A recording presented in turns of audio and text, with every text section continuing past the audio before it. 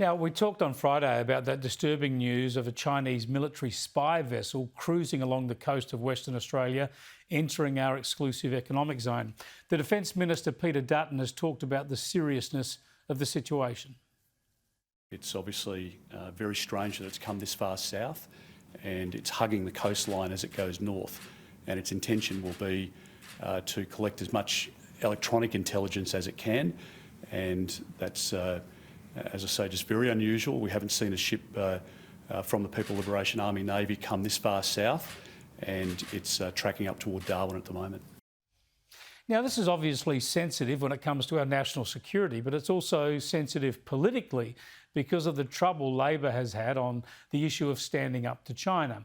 And in an effort to undercut the government's national security credentials, Labor are now complaining that they should have been briefed earlier and taken in top secret confidence earlier in the lead up to that momentous deal to switch to nuclear submarines and other high-tech opportunities with the US and UK under the AUKUS agreement.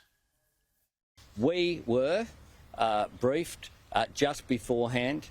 The US administration, the information is out there that they expected Labor to be briefed because this is an issue that doesn't go for a year or a term of Parliament.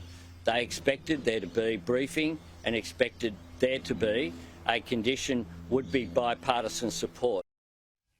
And yes, the AUKUS deal did get done. Labor did support it, which is part of the reason the Prime Minister is so proud of what is truly an historic and significant arrangement. I mean, seriously, this was one of the most secure and highly confidential agreements the Australian government had entered into since ANZUS. We absolutely complied with all of the issues that needed to be addressed in forming that partnership. And the policy did receive bipartisan support. For that, I'm thankful.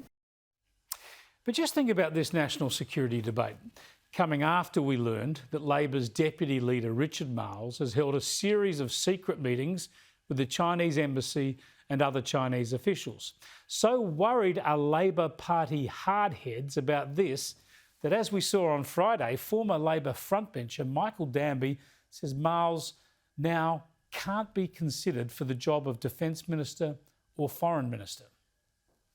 I really am so shocked, frankly, with what Richards has said and done during this period. So clarify for us in simple terms, why is it then that Richard Marles could now, in your view, not be Defence Minister? Well, because he's met with the Chinese government, because he's submitted speeches to the Chinese embassy for approval, and because he's, when he's gone to China on behalf of the dubious China Matters think tank, said things that don't refer to the well-being of Australians who are imprisoned there. Dear, oh dear, eh? Too soft on China, too compromised to be Foreign Minister or Defence Minister, but if Labor wins, Marles will be Deputy Prime Minister. You see, what's going on here when it comes to Labor and national security? Two things that just don't compute. They go together like water and oil. Labor complains it wasn't taken into confidence earlier on the top secret negotiations over nuclear-powered submarines with our two key allies, and Labor is forced to admit their deputy leader has been secretly meeting with China. It has to be deeply worrying. Let me now bring in Michael Shoebridge from the Australian Strategic Policy Institute. Michael, there's a lot to unpack there. I wonder if we can start with the Chinese ship. Just how unusual is this? How worried should we be about those activities? What are they up to? Well, Chris, I think the problem is it's becoming less and less unusual. We used to expect this kind of Chinese intelligence gathering ship when there was a major US-Australian exercise underway, and we saw that in the last one. But to have them turn up now almost as a matter of routine really tells us our security environment in our near region has changed. This is a really out and proud Chinese military. They're willing to intimidate and coerce. And the other development we've got to join the dots to here is Solomon's security deal with Beijing, which makes the PLA Navy operating closer to Australia more routinely, like this, a part of the new normal. So that's why it's worth talking about. Now, Peter Dutton briefed the country on this. He made it public. He used some pretty strident language. Beijing says that was fear-mongering, that Peter Dutton's reaction was over the top. But someone else runs a similar line, and that is the Premier of West Australia. Here's Mark McGowan.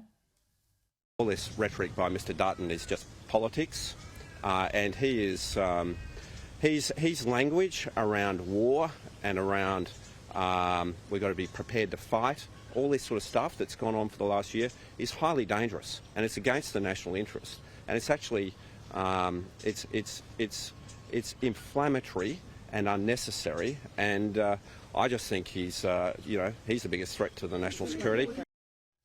Michael Shoebridge, is Mark McGowan right? No, he sounds a lot like those people in Europe that were telling everybody that America and Ukraine were making it up when they were talking up the prospects of a Putin attack on Ukraine. How stupid do they look now? War is an active tool of autocrats like Vladimir Putin and Xi Jinping, and we have to understand that. So I think some honesty with the Australian public is what we need. Noticing aggression by these belligerent autocracies is not making the aggression. It's being sensible about the dangerous world that we're in.